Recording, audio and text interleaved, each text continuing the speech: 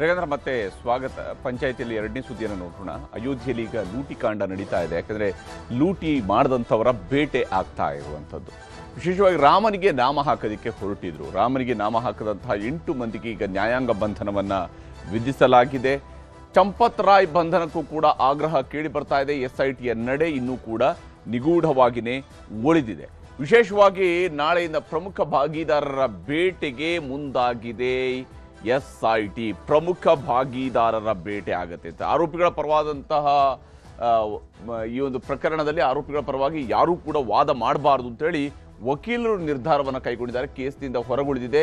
ಫರೀದಾಬಾದ್ನ bar association ಇದರಿಂದ ಹೊರಗುಳಿದಿದೆ. ಆ ಮೂಲಕ ಆರೋಪಿಗಳ ಪರವಾಗಿ ಯಾರಾದರೂ ವಾದ ಮಾಡೋದಕ್ಕೆ ಮುಂದಾದರೆ ಅಂಥವ್ರಿಗೆ 5 ಲಕ್ಷ ರೂಪಾಯಿಗಳ ದಂಡ ಹಾಕ್ತೀವಿ ಅಂತ ಕೂಡ ಬಾರ್ ಅಸೋಸಿಯೇಷನ್ ಹೇಳಿದೆ. ಆ ಮೂಲಕ ಈ ಆರೋಪಿಗಳೇನಿದ್ದಾರೆ ಅವರಿಗೆ ಕಠಿಣ ಶಿಕ್ಷೆ ಆಗಬೇಕು ಅನ್ನುವಂತಹ ನಿಟ್ಟಿನಲ್ಲಿ ಪ್ರಯತ್ನಗಳು ಸಾಗಿದ್ದಾವೆ. CCTVಯಲ್ಲಿ ಇದರ ಬಗ್ಗೆ ಸಾಕ್ಷ್ಯಗಳು ಕೂಡ ಅಡಗಿದ್ವು.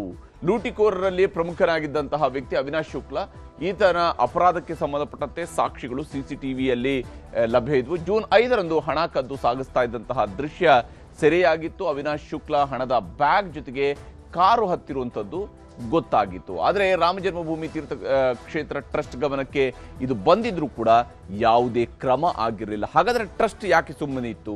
ಹಣ ಪತ್ತೆಯಾದ ಬಳಿಕವೂ ಕೂಡ ಟ್ರಸ್ಟ್ ಪೊಲೀಸರಿಗೆ ದೂರು ನೀಡಿರಲಿಲ್ಲ. ಈ ಸಂಬಂಧವಾಗಿ ಜೂನ್ 5ರ ವಿಚಾರಣೆ ಅನೌಪಚಾರಿಕವಾಗಿ ನಡೆದಿತ್ತು. ಯಾವುದೇ FIR ಅನ್ನು ದಾಖಲಿಸಿರಲಿಲ್ಲ ಅಧಿಕೃತವಾಗಿ. ಹಾಗಿದ್ರೆ ಈ ಪ್ರಕರಣದಲ್ಲಿ ಯಾರೆಲ್ಲ ಭಾಗಿದಾರರಿದ್ದಾರೆ ಅನ್ನೋಂಥದ್ದು ಕೂಡ ಅಷ್ಟೇ ಮುಖ್ಯವಾಗಿರುವಂಥದ್ದು. ದೇಶಾದ್ಯಂತ ಜನರ ಗಮನ ಸೆಳೆದಿತ್ತು ತನಿಖೆಗೆ. ಇದರಿಂದಾಗಿಯೇ ಒತ್ತಡ ಶುರುವಾಗಿತ್ತು. ಹಾಗೆಯೇ ಈ ಪ್ರಕರಣದಲ್ಲಿ ತುರ್ತು ವಿಚಾರಣೆಗೆ ಈಗ ಸುಪ್ರೀಂ ಕೋರ್ಟ್ ನಿರಾಕರಿಸಿದೆ. ರಾಮ ಮಂದಿರ ದೇಣಿಗೆ ಕೇಸ್ನ ತುರ್ತು ವಿಚಾರಣೆಗೆ ನಕಾರವನ್ನು ವ್ಯಕ್ತಪಡಿಸಿದೆ. ಕೋರ್ಟ್ ನೇತೃತ್ವದ ತನಿಖೆಯ ವಿಚಾರಣೆಗೆ ಸುಪ್ರೀಂ ಕೋರ್ಟ್ ನಿರಾಕರಿಸಿದೆ. ಅಂದರೆ ತತ್ಕ್ಷಣಕ್ಕೆ ಇದನ್ನು ವಿಚಾರಣೆ ಕೈಗೆತ್ತಿಕೊಳ್ಳುವ ಬದಲಿಗೆ ಮುಂದಿನ ವಾರ ಕೇಸ್ ಎತ್ತಿಕೊಳ್ಳೋದಾಗಿ ವಿಚಾರಣೆಯನ್ನು ಮುಂದೂಡಿಕೆ ಮಾಡಿದೆ. ಆದರೆ ಏನೇ ಆದರೂ ಇಲ್ಲಿ ಉಪ್ಪು ತಿಂದವರು ನೀರು ಕುಡಿಲೇಬೇಕು. ರಾಮನ ದುಡ್ಡು ತಿಂದಂಥವರು ಈಗಾಗಲೇ ಕೃಷ್ಣನ ಜನ್ಮಸ್ಥಾನವನ್ನು ಸೇರಿದ್ದಾರೆ. ಅವರಿಗೆ ಕಠಿಣ ಶಿಕ್ಷೆ ಆಗಬೇಕು. ಅಷ್ಟೇ ಅಲ್ಲ, ಇದಕ್ಕೆ ಯಾರೆಲ್ಲ ನೆರವು ನಿಂತಿದ್ದಾರಲ್ಲ ಅಂಥವ್ರಿಗೂ ಕೂಡ ಕಠಿಣ ಶಿಕ್ಷೆ ಆಗಲೇಬೇಕಿದೆ. ಇದಾಗಿತ್ತು ಇವತ್ತಿನ ಪಂಚಾಯಿತಿ. ನಮಸ್ಕಾರ.